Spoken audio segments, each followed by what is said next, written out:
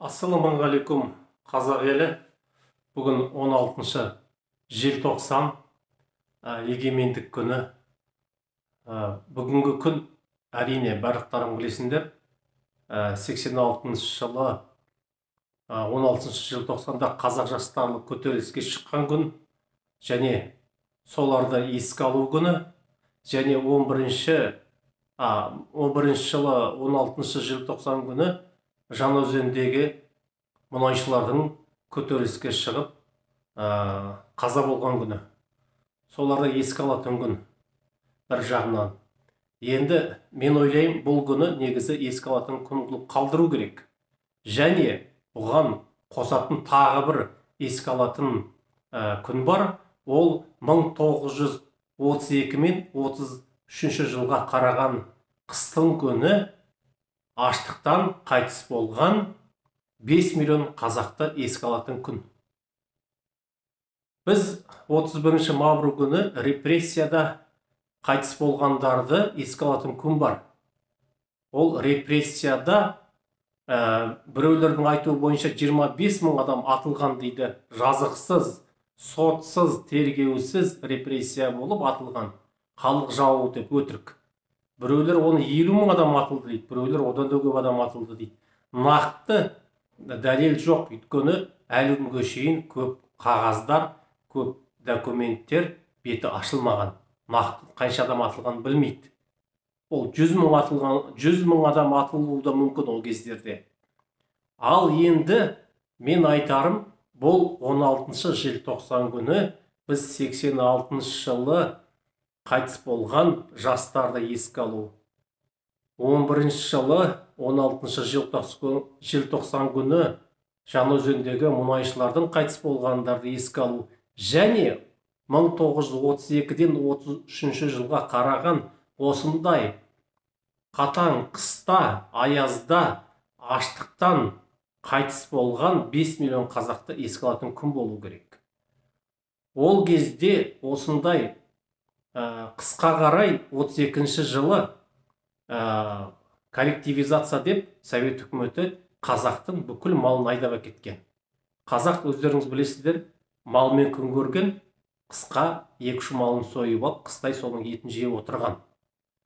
Сол малды қысқа қарай айдап әкеткенде ел қыста аштан қалған.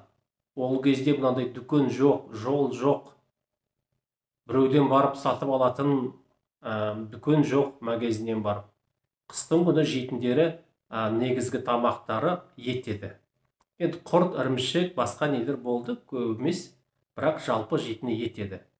Сондықтан малды айдап әкеткеннен кейін осындай қатайған қыста 5 миллион адам қырылып қалған. Оңтүстіктен солтүстікке қарай жүре берсеңіз, қазақ азая береді. Өйткені осы жақтарда қатаң, қыс қатаң болады, осы жақта қырылып қалған. Мен өзім Қарағанды облысының тумасымын, қазір ауылдамын. Менің әкем жетім өскен. Әкем отбасында 10-шы ең кіші кенже бала болған.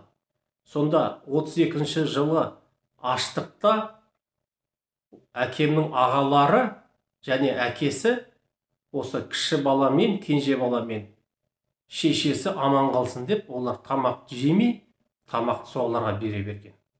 Сөйтіп бір қыста әкемнің 9 ағасы мен әкесі аштықтан өледі. Әкем шешесі екеуі ғана аман қыстан шығады. Кейіннен олар, менің үлкен шешем әжем, Рысжан әжем, бір адамға, Ысқақ Медиев деген Жәнібекұлы, тұрмысқа шығады. Сонда сол ақсақалдың қолында біз тәрбие алып, сол ақсақалдың қолында өстік. Сол ақсақалдың әлі күнге шейін фамилиясымен келе жатырмыз. Сол ақсақал айтушы еді, біздің үйде 20 бала болған деп. Сол 20 балада мен жалғыз тірі қалдым. Менің ешкімім жоқ, жетімін деуші еді. Менің әкем де сонда жетім болды. Менің шешемнің әкесі әулие адам болушы еді. Қожа, адамдарды шөптен дәрі жасап, сол қазақтың емшісі еді, баяғы ата заманнан келе жатқан дәстүрлі емшілердің бірі сол кісі еді. Ол кісіні енді ауылдың адамдары өте көп аңыз қылып, керемет қылып айтушы еді. Сондай керемет емші адам болушы деп. Аштық кезінде Құранның дұғасымен киікті ауылға айдап әкеліп, сүтін сауып алыңдар, өлтірмеңдер деп айтушы еді деп. Сол кісіні халық жауы деп 1936 жылы 16 қараша күні ешқандай сотсыз, тергеусіз атып тастады. Кейіннен бейтін таптық, Қарқаралы маңайында бір ауылдың шетінде 2000 адам жерленген екен. Солай атылған, жазықсыз атылған, репрессияға түскен адамдар сол жерде жерленген екен. Сондықтан мен айтарым, мына жастар білу керек тарихты, және осы 16 желтоқсан, осы 5 миллион қыста қырылған, 32-ден 33 жылға қараған жылы қыста қырылған қазақты еске алатын күн болу керек. Біз тарихты білуіміз керек, жастар да білу керек. Не үшін қырылған, қалай қырылған, кім қырған, кім оны істеген? Осы тарихтың бәрі беті ашылып, халық білу керек, жастар білу керек деп ойлаймын.